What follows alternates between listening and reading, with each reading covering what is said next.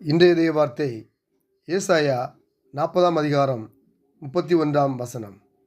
கர்த்தருக்கு காத்திருக்கிறவர்களோ புதுபலன் அடைந்து கடுகுகளைப் போல செட்டைகளை அடித்து எழும்புவார்கள். அவர்கள் ஓடினாலும் இளைப்படையார்கள், நடந்தாலும் சோர்ந்து போவார்கள். ஆமென். சோர்வான காலங்களில் கடவுளுக்கு காத்திருப்போர் புது பலனை அடைவார்கள். கடவுளுக்காக, அவருடைய வழிகாட்டுதலுக்காக காத்திருப்பவர்கள் தங்கள் சொந்த பலவீனமான நிலையை மாற்றி புதிய தெய்வீக பலனை பெறுவார்கள். அவர்கள் கழுகுகள் எவ்வாறு காற்றை ஈர்த்து உயரமாக பார்க்கின்றதோ அதுபோல விசுவாசிகள் தங்கள் சோதனைகளை தடைகளையும் தாண்டி வாழ்க்கையில் கம்பீரமாக எழும்புவார்கள். அவர்கள் ஓடினாலும் இடைப்படார்கள், அவர்கள் நடந்தாலும் சோர்ந்து போவார்கள்.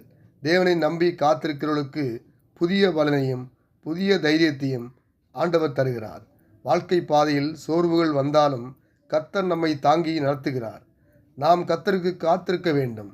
அவர் சரியான நேரத்தில் நம்மை நடத்துவார் என்ற நம்பிக்கையுடன் காத்திருக்க வேண்டும். கர்த்தரத்தில் காத்திருக்கும் போது நம்முடைய பலவீனங்களுக்கு பதிலாக தெய்வீக பலன் நமக்கு கிடைக்கும். நாம் கழுகுகளைப் போல செற்றலை அடித்து எழும்புவோம். கழுகுகள் காற்றை ஈர்த்து பறந்து செல்வது போல நாமும் கடவுளுடைய பலத்தால் உயர்ந்து நிற்போம். சூழ்நிலைகள் எதுவாக இருந்தாலும் நாம் தேவனை நம்பும் நிற்கும்போது அவர் நம்மை உயர்த்துவார், நம்மை ஆசீர்வதிப்பார், நம்மை வழிநடத்துவார். இயேசுவின் நாமத்தில் பிதாவே, ஆமேன். நல்ல ஆண்டவரே, நமக்கு நன்றி செலுத்துகிறோம். ஒரு புதிய நாளுக்கான கிருபை செய்யப்படியால் நம்ம ஸ்தோத்தரிக்கிறோம். இந்த நாளை எங்களுக்கு ஆசீர்வதிக்கும்படியாக ஜெபிக்கிறோம். ஊழியக்காலையும் அவள் செய்கிற ஊழியங்களையும் கர்த்தர் ஆசீர்வதிக்கும்படியாக ஜெபிக்கிறோம். கர்த்தாவே, அவள் தேவையை சந்திக்கும்படியாக ஜெபிக்கிறோம். தேச தகவலுக்காக ஜெபிக்கிறோம். கர்த்தாவே, தகவலுக்குள்ளே ஞானத்தையும் புத்தியும் சுகத்தையும் கொடுத்து கர்த்தர் வழிநடத்தும்படியாக ஜெபிக்கிறேன். நாட்டை ஆளுகளை நீ வழிநடத்துங்கப்பா. இந்த நாளையும் உங்களுடைய விசுவாசிகளை கர்த்தர் ஆசிரியங்கப்பா.